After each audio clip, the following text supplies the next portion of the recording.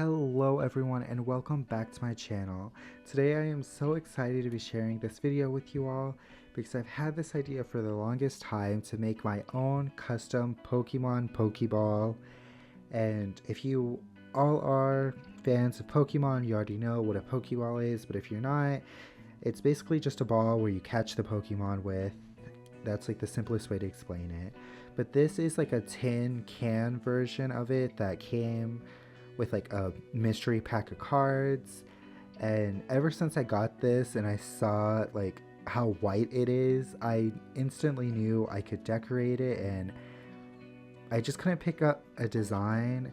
But today I finally have chosen one, and so I sanded it and put some masking tape on the edges that I don't want to paint.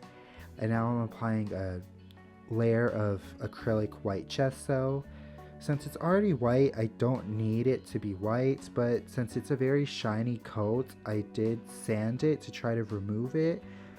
But as an extra measure to make sure my paint sticks to it, I am using the gesso, and not really for it to be white, but just so to make sure the paint will stick on it. And then once that was dry, I sketched out my design, which as you can see is a sakura flower in the center, and then some lines dividing the rest of the background. And so my idea is to create a rainbow sakura ball, where basically it's a pink sakura flower and then the background is filled with the rest of the colors of the rainbow. And well, that's honestly it. And it sounds like a really simple idea and design, but this took me so long to settle on because I just kept thinking, if I'm going to make my own custom Pokeball, I want it to encompass everything I love, and I just wasn't sure what to do. I really love the Love Ball and the Heal Ball in Pokemon, but I didn't want to just recreate a ball that was already created and made, so I wanted to try to come up with my own design, and here it is. I did about 3 coats, I believe, of the pink on the sakura flower before starting in with the rest of the colors of the rainbow. And since I already used pink and there's like the red line in between the two parts of the ball, I'm starting into orange as the first color of this rainbow background. And I am doing pastel colors because I just had to. And then I moved on to yellow, which this yellow was so annoying. It took so many coats and it was so transparent. It was unbelievably transparent. Then I went in with this green, which I don't know why, it's very different than my normal green, but I really loved it. And then I went in on the bottom half of the Pokeball with blue and purple. I think I did about 2 coats or 3 coats of each color, and that's kind of where you can see here now, where all the colors are pretty much done except for that very stubborn yellow that was so transparent, and so I had to go back and give it like another 2 or 3 coats. I was honestly so over it at this point, but I kept pushing because I didn't want to change my design at all. But once that was done, I peeled off the masking tape, hoping that it did a good job, and honestly it did a pretty great job. It did peel up some of the pink though, so I went back and just painted over that. I actually gave a whole other touch up to the pink, so another coat of pink onto the sakura flower.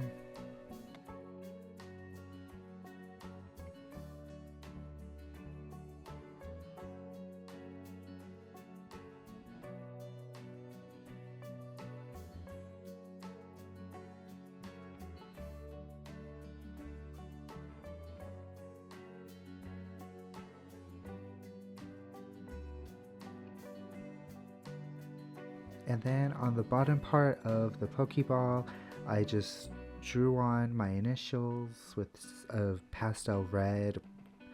And once everything was dry, I brought out my Mod Podge, and you can kind of tell, but I am avoiding the sakura flower right now.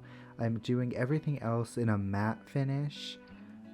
mostly because I don't want the ball sticking to anything because the glossy stuff tends to stick to stuff, but also because I wanted to kind of differentiate and create like dimension. And I wanted the flower to be shiny while everything else was like more of a matte background. And so for the sakura flower, I'm using my glossy Mod Podge over just the pink flower. Honestly, I feel like I could have done more, like maybe done like a darker edge around the flower, or just something to kind of like highlight the difference between the two. But I wanted to keep a very pastel vibe, so I decided that using the glossy on only the flower would be the best way to differentiate the two parts. And once that was dry, my own original custom Pokeball is finished, the Rainbow Sakura Pokeball. And I absolutely love how this turned out. It turned out way better than I had originally planned and hoped and expected. And I just love it. I feel like if I were to ever create a Pokeball or have a Pokeball in a Pokemon game, it would be this. I'm just so happy with how it turned out, and I really hope you all like it as well. Thank you all so much for watching this video, and I really hope you all enjoyed it. And let me know what you think of the Pokeball if you're any Pokemon fans. I just love how it turned out. I love looking at it, I love holding it, and it's still functional. Bye!